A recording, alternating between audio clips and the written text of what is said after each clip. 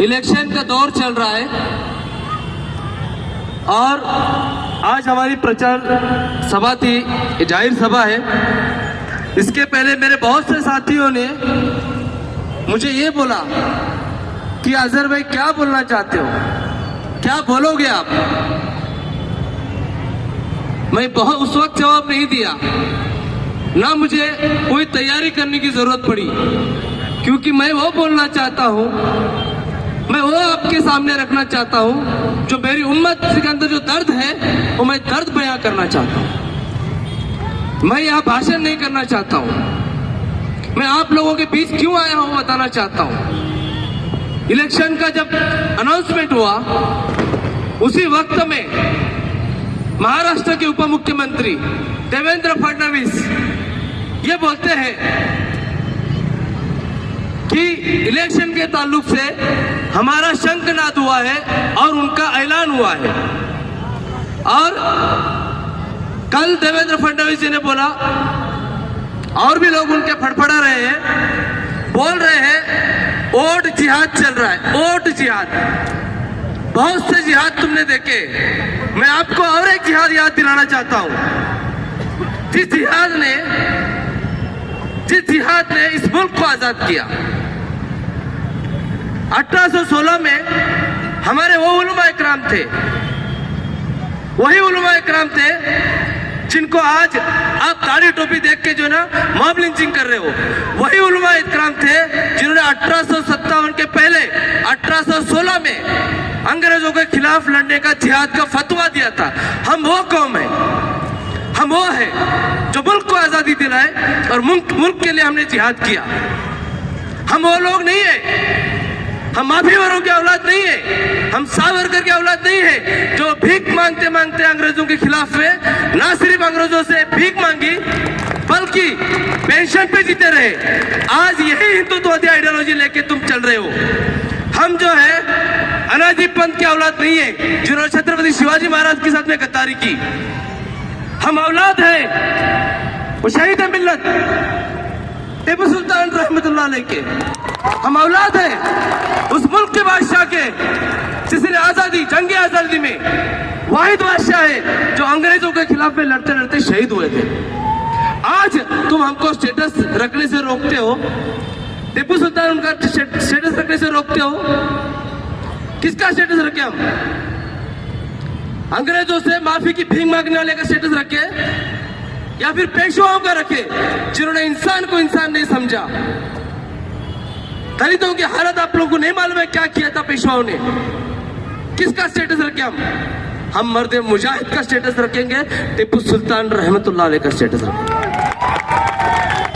मैं ये बोलना चाहता हूं, अभी इलेक्शन में जब वोट जिहाद का चल रहा है ना, तो फडणवीस साहब यही जिहाद है।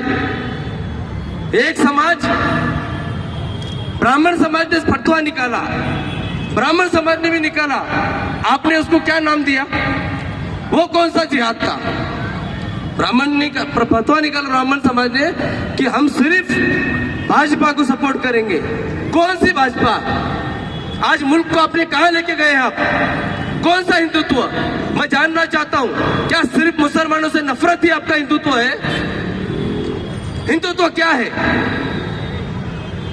हिंदुत्व कौन सा आपका हिंदुत्व है? जहां पे गुजरात में आप लोगों ने एक प्रेग्नेंट औरत के बच्चे को त्रिशूल पे लेकर नाचा, यह हिंदुत्व है? या फिर छोटे बच्चे को पानी पीने के ऊपर यति नरसिंहानंद के मठ के अंदर मारा गया? कौन सा हिंदुत्व है आपका? जहां पे यहाँ पे आया था योगी छोटा मिरिंडा, क्या बोला उसने? उसके सभा में बोला गया था, उसके सभा में बोला गया था कि मुस्लिम औरतों को जो है कब्रिस्तान से निकाल के रेप करो। अरे कौन सा हिंदुत्व की बात करते हो? एक औरत के ऊपर मुस्लिम उनके बुनियाद पे तुम रेप करते हो और उसका सत्कार करते हो आरोपियों का। शर्म आती है? यह हिंदू धर्म नहीं है, यह हिंदुत्व नहीं है। यह हिंदू धर्म के ठेकेदार बनने की कोशिश करते हैं। इसका हिंदुओं से कोई रिलेशन नहीं है।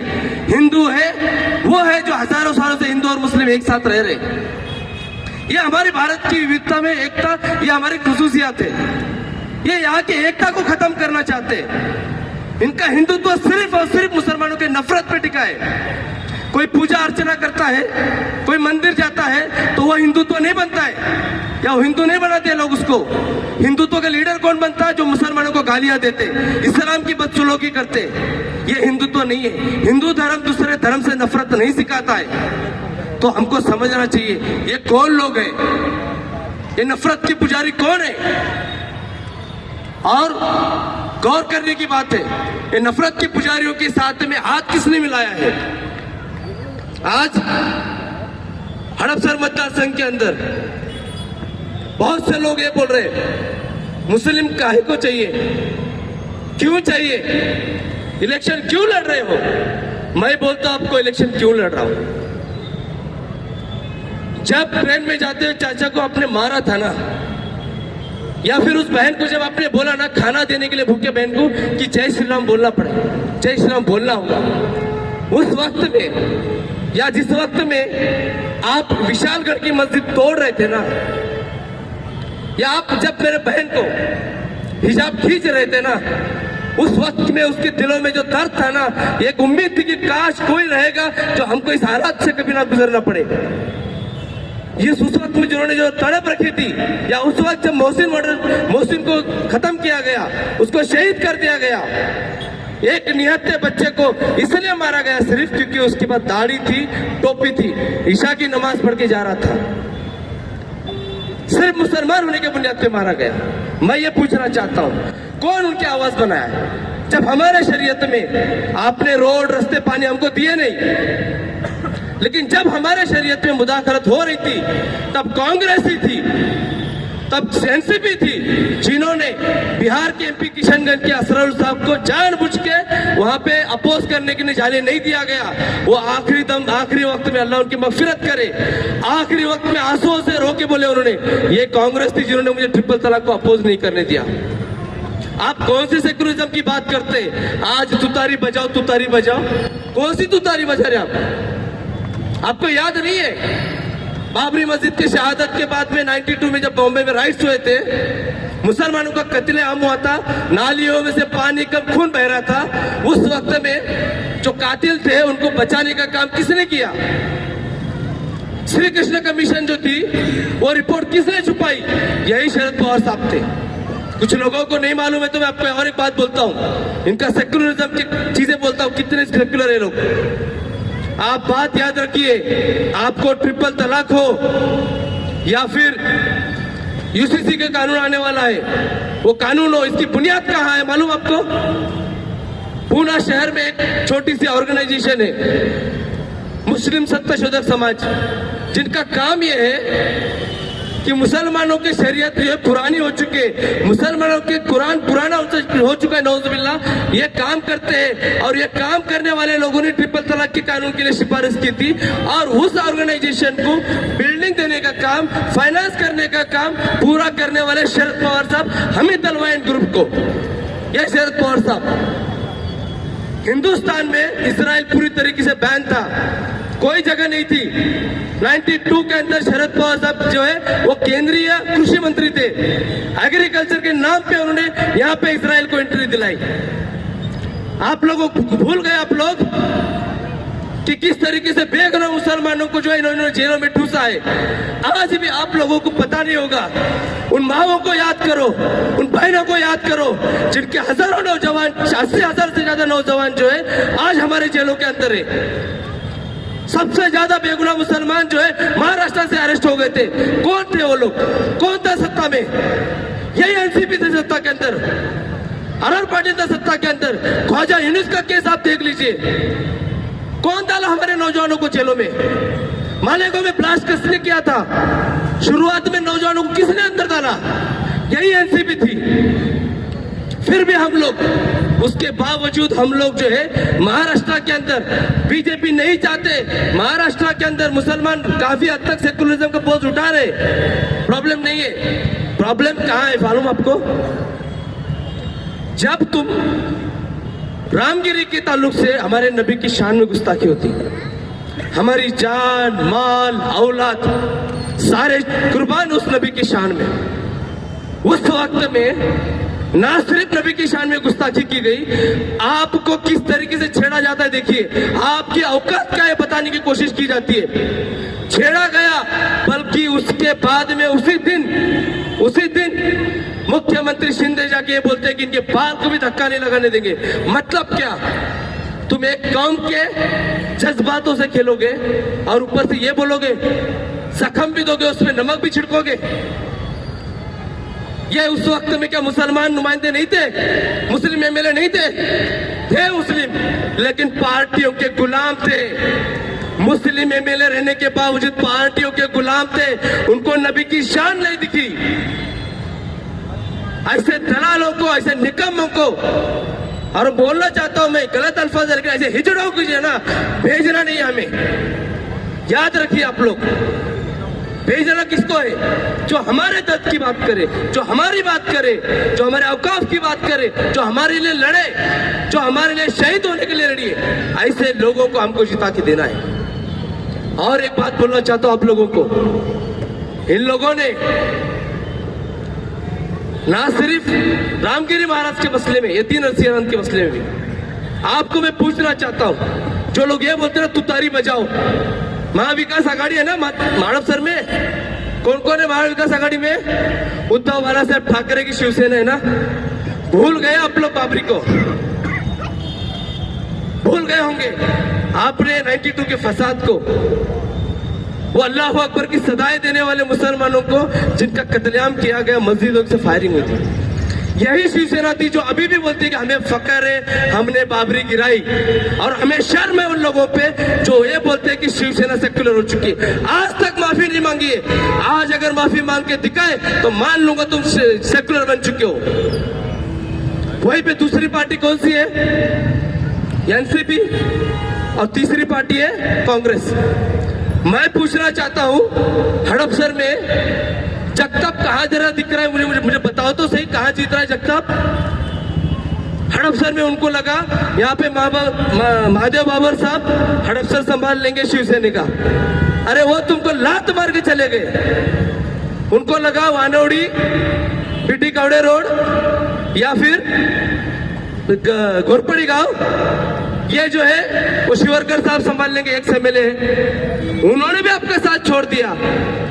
तो काहे को तुम मुसलमानों पे जबरदस्ती सवार हो रहे हो? जब तुम्हारा समाज तुम्हारे साथ नहीं है, तुम्हारे पार्टी है तुम्हारे साथ नहीं, तो मुसलमान क्यों आपको ढाए?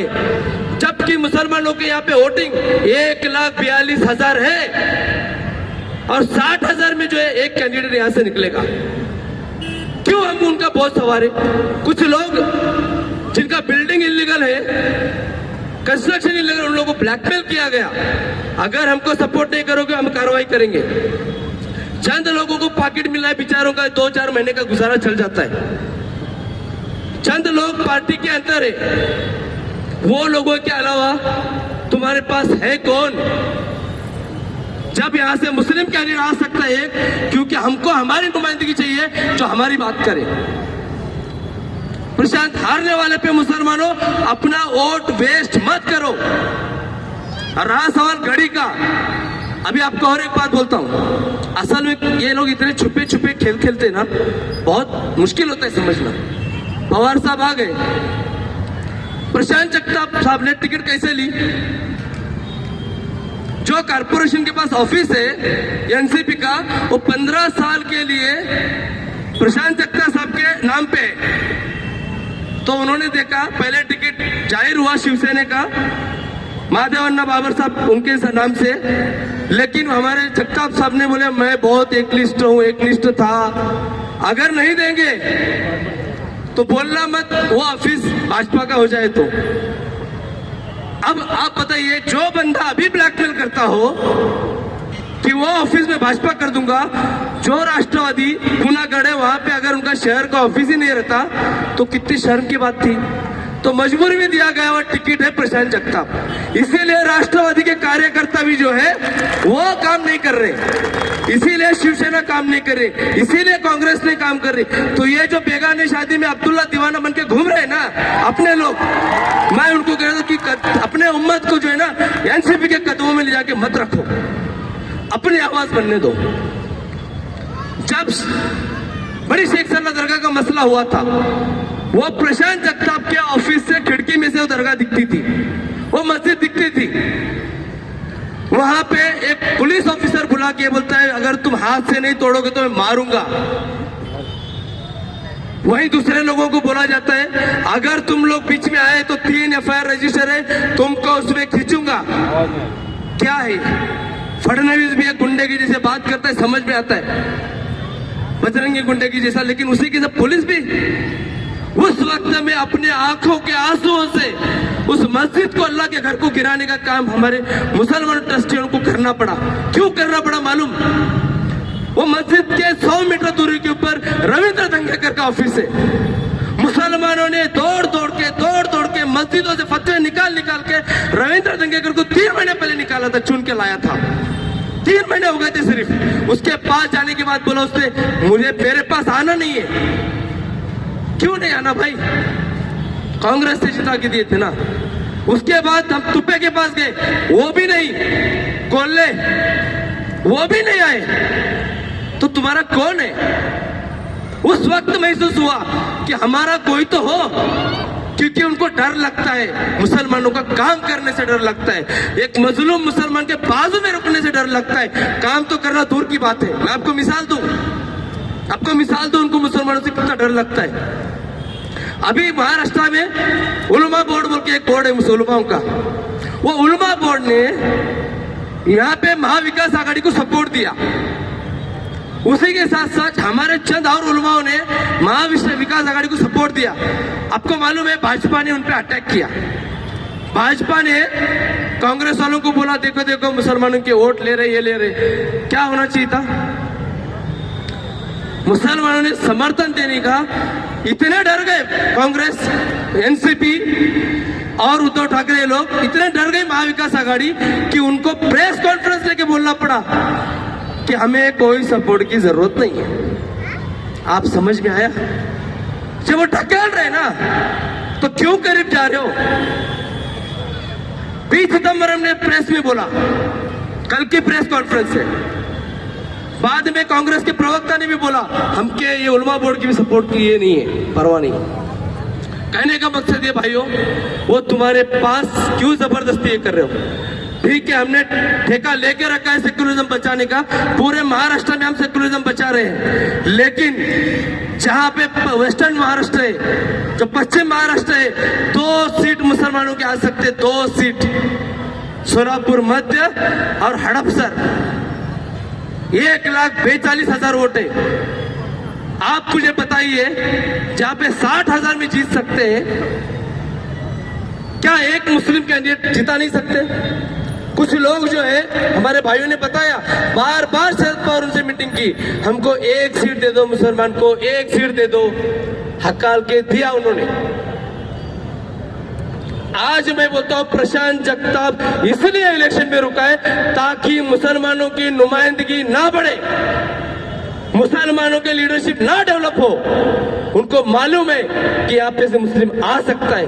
मैं भी उन कई और मुसलमानों से बोलना चाहता हूं, आपका हाथ 20 तारीख के बाद जब कहीं पे ये बोला जाएगा ना मस्जिद में घुस के मारूंगा, नबी के शान में गुस्ताखी होगी, 20 नवंबर के बाद आपको अफसोस करने का हक नहीं है, क्योंकि आप एक नुमाइंदगी को भेज सकते थे, आपने नहीं भेजा। मैं कौन हूं? कुछ लोग पूछते हैं, मैं उनको ये भी बोलना चाहता हूं, कौन है हजरत तांबुली? मैं वो हूं। जब मोहसिन शेख को शहीद किया गया, हॉस्पिटल में था, उसके केस लड़ने के लिए ना सिर्फ सरकारी वकील था, तो 2 वकील हमने और एक्स्ट्रा दिए थे। मैं केस में का अंदर का इंटरवीनर हूं। मेरा वो भाई नहीं था, मेरा वो रिश्तेदार नहीं था, मेरा दोस्त नहीं था, एक ही रिश्ता था, वो है ला इलाहा इल्लल्लाह मोहम्मद रसूलुल्लाह। इस बुनियाद पे जो है मैं सुप्रीम कोर्ट तक लड़ता रहा। हाई कोर्ट के अंदर 200, 300 लोग हिंदुत्ववादी रहते थे, उनके बीच से मुस्कुराता हुआ जाता था। मेरे चेहरे पे मुस्कुराहट सिर्फ इसलिए थी कि काश इसमें से कोई मुझे शहीद कर दे और मैं आखिरत में सक्सेस हो जाऊं। तो ये तड़प हमारे अंदर है। हम लोग सिर्फ शहादत के तलबगार हैं। जेल हमें रोक नहीं सकती। मैं मोहसिन शेख के केस लड़ने वाला बंदा हूं। मैं बोलने की नौबत नहीं आना चाहिए कि, लेकिन बोलना पड़ रहा है। अल्लाह मुझे माफ करे, लेकिन कुछ चीजें बोलना जरूरी भी है। आपको यह बोलना चाहता हूं, जब 29 मस्जिदें पूना की प्रशांत जगताप के कुछ चेले पेले रहेंगे तो सुन लो। जब पीपी प्लान आया था पूना का, उस वक्त में 29 मस्जिदें जो 300-400 साल पुरानी है, उस मस्जिदों को गिराने का ये प्लान के अंदर पूरा प्लानिंग था। उसके ताल्लुक से उस टाइम पे महापौर कौन था, ये जरा प्रशांत जगताप को ही पूछ लो। वो भी माजी महापौर है ना। याद रखना, वो प्लान बनाते वक्त में हम लोग इतना लड़े उसके लिए, यहां तक कि उस वक्त कमिश्नर गुलाब राव पोल थे। हम लोगों ने सिर्फ टेक्निकल सवाल किए। वो बार बार बोल रहे थे सवाल मत करो, सवाल नहीं करो तो क्या करे। फिर सवाल किए, उसके बाद में हमने उनकी मीटिंग बाइकआउट की, हमने प्रोटेस्ट का ऐलान किया, बड़े बड़े पानी के टैंकर लाके रुकाए। उस वक्त में कमिश्नर साहब ने जाने अनजाने में एक धमकी भी दे दी, मेरी वर्दी गए तो चलेगा, तुमको छोड़ूंगा नहीं। हमने बोले छोड़, तू पकड़ तो पहले, छोड़ना दूर की बात है। उस वक्त में आंदोलन किया, हमको हिंजीवाड़ी में डिटेन करके रखा। अच्छा, ये डिटेन की कहानी और एक बोलता हूं, आप चेक कर लीजिए। नरेंद्र मोदी जब भी आता है ना पूना में, और कांग्रेस एनसीपी वाले को प्रोटेस्ट करने की इजाजत मिलती है, लेकिन हमने लेटर डाला ना तो उनको प्रोटेस्ट करने दे, हमको डिटेन करके रखते। मैंने ऑफिसर से एक बार पूछा, क्यों भाई उनको तुम ये नहीं करते हो? बोले डर आपसे ज्यादा है। तो डर बरकरार रहना चाहिए। इसी डर के वजह से आज घड़ियाल राष्ट्रवादी जो है ना, यहाँ पे एक भी बीजेपी का झंडा नहीं लेके आ रही। ये डर एसडीपीआई का डर है, ये एसडीपीआई का डर है कि नरेंद्र मोदी का थोपड़ा यहाँ पे नहीं आ रहा है, हैंडबिल के अंदर भी नहीं आ रहा है। ये डर बरकरार रहना चाहिए, ये डर मिटाने का काम। मुसलमानों, कम से कम इतना याद रखिए कि जब आपके मसले होते हैं ना, ये लोग आपके पास इसलिए नहीं आते क्योंकि उनको लगता है कि हमारे हिंदू वोटर्स नाराज हो जाएंगे।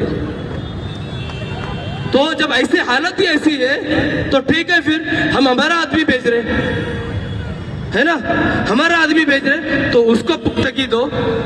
मेरा वही बोलना है कि बहुत सारे लोग आएंगे, बात डेवलपमेंट की भी आएगी। मैं बोलना चाहता हूँ, कुछ लोगों ने ये भी बोला कि सिर्फ मुसलमानों का काम करते हैं क्या तुम? नहीं, मैं आपको बोलना चाहता हूँ, जो भीमा कोरेगांव का फसाद हुआ, मैं ऑन रिकॉर्ड बोल रहा हूँ, चैलेंज देके बोलता हूँ, भीमा कोरेगांव के फसाद में चाहे वो भिड़े हो, कीड़े हो या फिर मिलिंद एकबोटे हो, उनके खिलाफ में सबूत अगर किसी ने जमा करके दिए ना, वो अजहर तांबुली है। तो सिर्फ मुसलमान नहीं, हर मजलूम हमारा है। कल अगर किसी हिंदू को, मराठे को या फिर ब्राह्मण को भी सताएंगे ना, तो सबसे पहले इंशाल्लाह मजलूम है बोल के हम उनके साथ रहेंगे। कल कोई अगर मंदिर पे अगर इलीगल कार्रवाई करेंगे तो हम उनके साथ रहेंगे। भाई और बहनों, आपका भाई ना सिर्फ पुणे में काम करता है, महाराष्ट्र के अंदर इंडिया सतह लेवल पे हम तो हमारे 12 मूवी आई थी जहाँ पे कुरान की तौहीन की गई। वो सुप्रीम कोर्ट तक जाके किसने लड़े थे? मुर्ताज वसीम रिजवी, उसने भी एक फिल्म लाया था राम जन्मभूमि। उस फिल्म को भी बैन लाने वाले कौन था? आपका भाई था। करोड़ों मुसलमान है ना हिंदुस्तान में, लेकिन आपके बीच का अजहर तांबुली जाके लड़ रहा है ना। वहीं पे मीरा रोड हो या विशालगढ़ का मसला हो या फिर अमरावती का मॉब लिंचिंग हो, शोलापुर का मॉब लिंचिंग हो या फिर मालेगांव के अंदर मुसलमान व्यापारियों को बाइकआउट किया गया, उनको गांव में नहीं आने दिए, उसके लिए लड़ाई लड़ने वाला हो, या और पुणे में भी कई सारी चीजें हो, वो लड़ने वाला हो। अब तक जो है ना बगैर ताकत के लड़ा हो। मैं ये चाहता हूं कि महाराष्ट्र के अंदर यहाँ के हड़पसर के आवाम ने ये तय करना है, हम एक ऐसा शहर भेजेंगे विधानसभा में, हम ऐसा शहर भेजेंगे जो विधानसभा में दहाड़ेगा महाराष्ट्र के मुसलमानों के लिए और हर वो मजलूम के लिए। आप एक बार भेजिए, आपको कभी नाउम्मीदी इंशाल्लाह पेश देंगे, क्योंकि हम लड़ने रुके हैं। मुझे लड़ना है, मेरे लिए नहीं लड़ना है, मेरे कौम के लिए लड़ना है, क्योंकि हम जानते हैं आज कोविड में काम करने वाले हमारे भाई किधर है।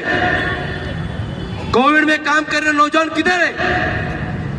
कभी आपने सोचा कि चाहे वो जेलों में हो, मॉब लिंचिंग में ये लोग हैं, उनके घर वालों के कभी खैर कार्य किया आप लोगों ने? कभी उनके आंसुओं का हिसाब देखा आपने? कभी मजलूमों को देखा आपने? इस रैली के अंदर भी, दौरान में भी, हम जो आज लोग यहाँ मौजूद है ना, वो इस उम्मीद से आए हैं ताकि आने वाले नस्लों को जो है खाना खाने के लिए जय श्री राम ना बोलना पड़े। वो इसलिए आए हैं कि आने वाली नस्लें हमारे डिटेंशन सेंटर में नहीं देखना चाहते। मेरे भाई और बहनों, हमें टीका लगा के नहीं जीना है।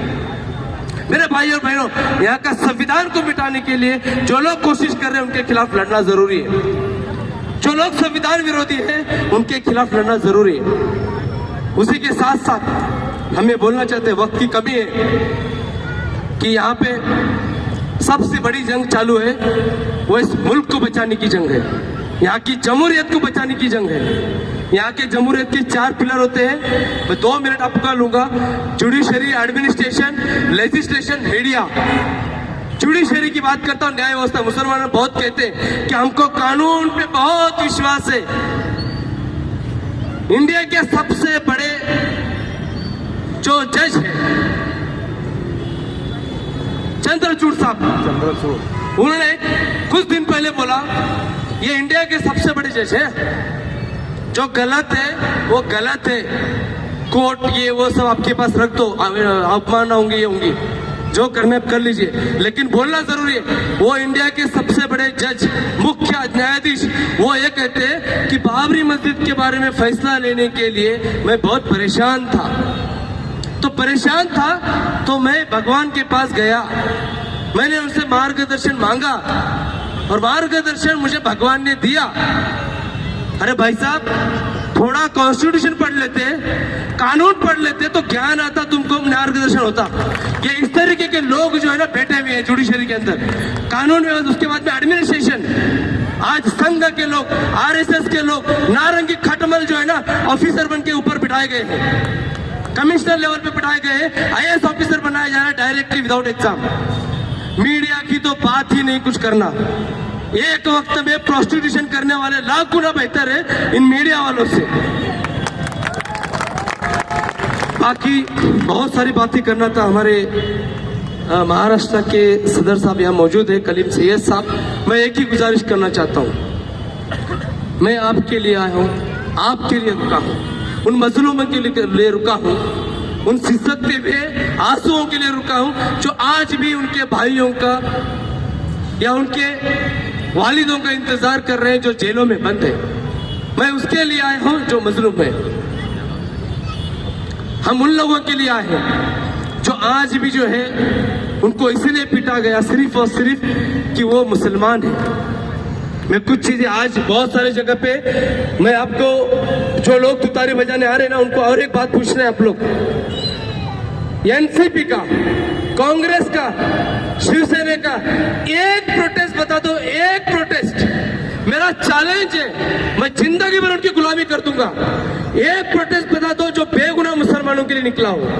एक प्रोटेस्ट बता दो जो बाबरी मस्जिद की शहादत के खिलाफ निकला हो। एक प्रोटेस्ट बता दो, एक प्रोटेस्ट बता दो जहां पे बुलडोजर से मुसलमानों के मस्जिदें गिराई जाती हो। एक प्रोटेस्ट बता दो जहां पे मुसलमानों के घरों को बुलडोजर से गिराया जाता हो। एक प्रोटेस्ट बता दो जहां पे नबी की शान में गुस्ताखी हो गई। तो एक प्रोटेस्ट जो है ना आप दिखा दो। आपके नेता के ताल्लुक से अगर कोई कुछ बोलेगा ना, आप शहर के शहर जला देते हो। क्यों भाई तुम्हारे प्रोटेस्ट नहीं होते? क्यों आवाज नहीं होती? हक की आवाज बुलंद करो। महात्मा गांधी थे ना, उस वक्त वो हक की आवाज बुलंद कर रहे थे। उनको बोला गया कि तुम मुस्लिम फेवर करते हो, फलाना करते हो, ढमकाना। उसके बावजूद वो सच पे डटे रहे।